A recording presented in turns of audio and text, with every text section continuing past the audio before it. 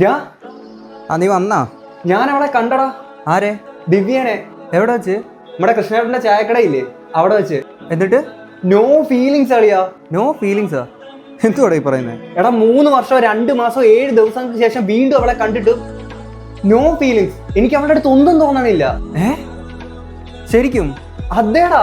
അതായത് നീ move on ആയെന്ന്? എന്തൊക്കെയായിരുന്നോ? അവളില്ലാണ്ട് എനിക്ക് ജീവിക്കാൻ പറ്റൂല, ഞാൻ പോയി ചത്ത് കളയെന്നൊക്കെ പറഞ്ഞ് പൊട്ടിക്കരയുന്നുണ്ടായിരുന്നല്ലോ. ഞാൻ അന്നേ പറഞ്ഞില്ല നിനക്ക് പെട്ടെന്ന് മൂവ് ഓൺ ആകാൻ പറ്റുമെന്ന്. അല്ല എടാ, വേറൊരു പ്രശ്നമുണ്ട്. എന്തു പ്രശ്നം? ഇപ്പോഴും മൂവ് ഓൺ ആകാൻ പറ്റാതെ ആ മെമ്മറീസിലൊക്കെ സ്റ്റക്കായിട്ടിരിക്കുന്ന വേറൊരാളുകളുണ്ട് ഇവിടെ. ആര്?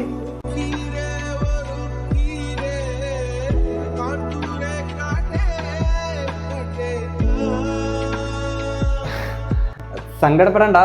ആദ്യം കുറച്ച് പ്രയാസമൊക്കെ ഉണ്ടായിരിക്കും, പക്ഷെ നമുക്ക് പറ്റും. കുറച്ച് ടൈം എടുക്കുന്നേ ഉള്ളൂ. Trust me.